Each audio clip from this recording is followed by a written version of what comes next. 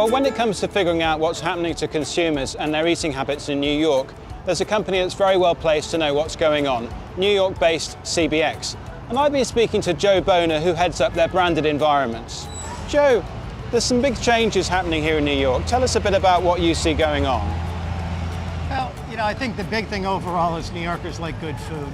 And, almost every single street corner you could find somebody serving food.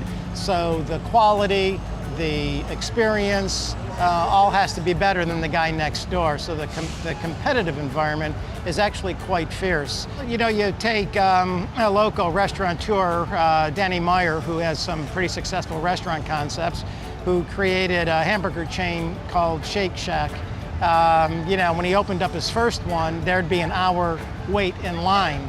And why, you would ask, would such people, would people wait in a line for a hamburger? That's almost going back to an old model of fresh ingredients, served very simply, but of a very, very high quality. And now he's sort of growing his chain, and he's looking to become national. So it's those kinds of things that at its grassroots are all about fresh, good quality food. But we're seeing that that's becoming a national ambition, not just something local here in New York. It's just the best burger and the best fries, and it's worth the wait. I mean, there's a McDonald's over there. You don't see a line in front of them. Why not? Well, I just think it comes down to the quality of what you're eating. What about health and well-being? Because it seems to me that's really moved on here in New York since we were last looking at companies 3 years ago. Can you tell us about a few brands that have caught your eye, Joe? Well, there's a couple brands. Juice Market, there's Organic Avenue. These Mrs. Green's is a health food supermarket that's just opened their first store in Manhattan. So we're seeing a lot of people coming in that are all about very high quality, organic, cold pressed juices and beverages and foods. And I think people are really looking and caring more about what they put in their bodies. They're worried about processed foods. They're worried about antibiotics and other kinds of things like that. So we're seeing a lot more trends and just the healthfulness of food and the quality of the food that people are eating. Generally, I like to keep it healthy so that later on in the day I can have a little bit of junk food. Usually I'll eat healthy even if it doesn't taste delicious to feel good. But when you have the killer combo of healthiness along with tastiness, you gotta go there. So those guys are nailing it, as you'd say. They're nailing it. Well, I'm really big on the free range and the organic stuff. That's what I eat, like at Whole Foods and stuff like that. So it's nice to actually have a fast food chain that caters to that population. It's very popular now, and I think it's important. I've seen a lot of people, at least in the industry that I work in, going to more healthier options. So salads for lunch and those sorts of things are really popular. I think just as more information is out there, people are realizing it has greater impact, so people are just more conscious about their eating habits, their exercising habits, their every habits.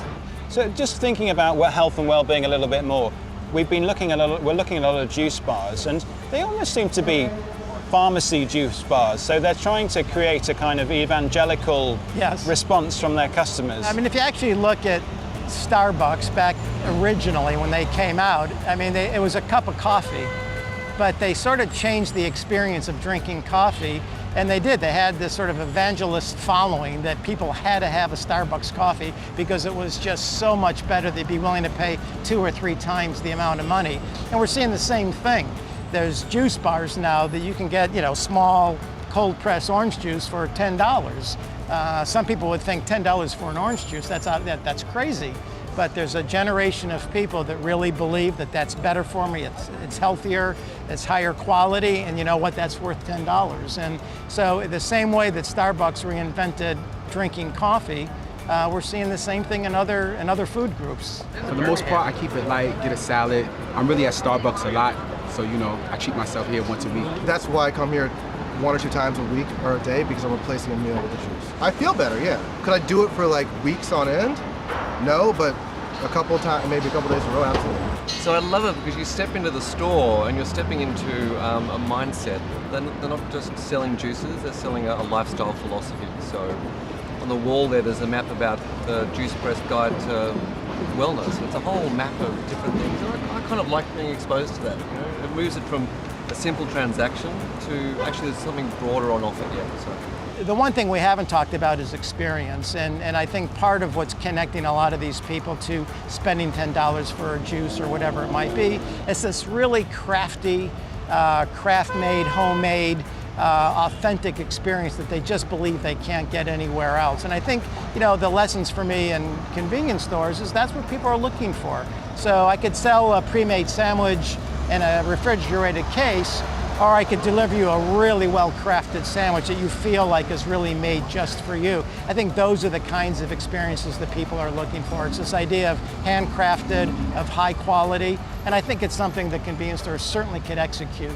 And I think that's, you know, that's where I think most of the industry is heading. So I think it's just a matter of time before the convenience store industry catches up. Well, Joe, thanks for talking to us. Shall we go and get a juice in one of those juice bars? That's good. It's on me. Okay, great.